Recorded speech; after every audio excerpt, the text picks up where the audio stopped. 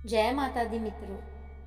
यहाँ पर आज हम बात करेंगे एक ऐसे कहानी, एक ऐसे एक्सपीरियंस की जो सच है और जो हमारे साथ घटित हुआ कि किस तरह से माता रानी हमारे घर में आना चाह रही थी और हम ये चीज़ समझ नहीं पाए इतनी आसानी से। लेकिन ये वाक़या सच में घटित हुआ। बात है 2019 की। तब हम नागपुर में रह रहे थे और वहाँ पर मेरा जो काम है वो उतना अच्छा नहीं चल रहा था। तो मन में बहुत ज़्यादा जो है खिन्नता भरी हुई थी कि पता नहीं क्या होगा, कैसे होगा। जो काम हमने ठाने थे वो पूरे नहीं हो रहे थे और कुछ कर्ज सर पर भी बाकी था। तो समय आ जाता है धीरे धीरे दिवाली का, और दिवाली आने के पास मन में उतनी प्रसन्नता नहीं थी क्योंकि जेब में उतना पैसा नहीं था। तो थोड़ा सा जो है मन जो है वो ज़्यादा खिन्न हो रखा था, दुखी हो रखा था। लेकिन बच्चे हैं तो बच्चों के लिए तो थोड़ा बहुत ख़रीदारी करनी ही थी। तो ख़रीदारी करने के लिए मैं और मेरे पति गए बाज़ार दिवाली से पहले वाले दिन। और मैंने बच्चों के लिए जैसे तैसे जो भी होती हैं चीज़ें, थोड़ा बहुत साजो सामान का सामान और थोड़ा बहुत पूजा का सामान, और बच्चों के लिए थोड़े पटाखे वगैरह खरीदे।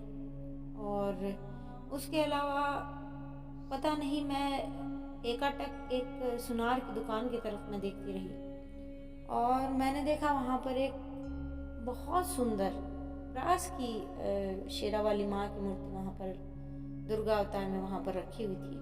और छोटा ही साइज था उसका, तो वो रखी हुई थी लेकिन बहुत सुंदर लग रही थी और मेरी जो नज़र है वो वहाँ से हट ही नहीं रही थी। तो ऐसे ही मैं उसको एकटक देखती रही। अंदर जाऊँ दुकान के और मैं पूछ लूँ कि कितना जो है इसका रेट है, लेकिन फिर भी मन एकाएक खिंचा जा रहा था उनकी तरफ। और मैंने अंदर जाकर पूछा तो उन्होंने बताया कि वो 685 रुपये की जो है वो है मूर्ति। लेकिन मेरी पॉकेट में उस समय मात्र 400 रुपये थी। तो और घर से ऐसा नहीं था कि मेरे पास बिल्कुल पैसे नहीं थे, पैसे थे लेकिन हम उस समय लाए ही नहीं थे। लेकिन मन जो है वो उसी में रमा हुआ था कि मैं ये ले लूँ और ये जो माता रानी है वो मेरे घर पर आ जाए। तो ऐसा हुआ कि ना मैं कुछ बोल पाई ना मेरे हस्बैंड कुछ बोल पाए, और लेना दोनों चाह रहे थे। तो हम वापस आ जाते हैं खरीदारी करके। लेकिन जैसे ही हम रास्ते में होते हैं तो हमारी टक्कर होते होते जस्ट बिल्कुल, कहते हैं ना कि बिल्कुल क्षण भर से हम जो है बच जाते हैं। तो हमें चोट नहीं लगती है और किसी को कुछ कोई आहत नहीं होता है, तो हम बच जाते हैं और जैसे तैसे हम पहुंच जाते हैं। और बाइक पर ही थे हम और मेरे दो बच्चे और हम। तो हम जैसे तैसे करके पहुंच जाते हैं घर। और जब हम घर चले जाते हैं तब भी मन में बस काम हम कर रहे थे दोनों, और दिमाग में बस एक ही चीज़ चले जा रही थी मन में कि शायद हम वो मूर्ति ले लेते, क्योंकि बाज़ार तकरीबन 1 घंटे की दूरी पर था। तो ये भी सोचा कि अब क्या घर से पैसे लेकर वापस जाएं खरीदने, लेकिन वही लग रहा था कि अब 1 घंटा वापस जाना पड़ेगा, अभी तो आए हैं। तो लेकिन जैसे जैसे शाम होती गई तो वो इच्छा जो है बहुत तेज होती गई मन में। तो बहुत ऐसा लगने लगा कि अब क्या कीजिए। तो मुझे लगा, मैंने बार बार वही बात मैं अपने जो है पति से कह रही थी कि काश हम वो मूर्ति ले लेते, काश हम वो मूर्ति ले लेते, काश हम पहले ले लेते तो बाद में पटाखे कम कर लेते या मिठाई कम कर लेते। तो इस तरह से हम डिस्कस ही कर रहे थे। तो अचानक से मेरे पति के दिमाग में आया कि ठीक है मैं जाता हूँ और लेकर आता हूँ। तो मेरे पति दोबारा बाइक उठाते हैं, पैसे लेते हैं और चलते हैं और पहुँच जाते हैं वहाँ 1 घंटे का सफ़र करके वापस। तो उसी जो है दुकानदार के पास सीधा, क्योंकि और सामान हम खरीद चुके थे, खाली बस वो मूर्ति के ऊपर जो है हमारी जान अटकी हुई थी।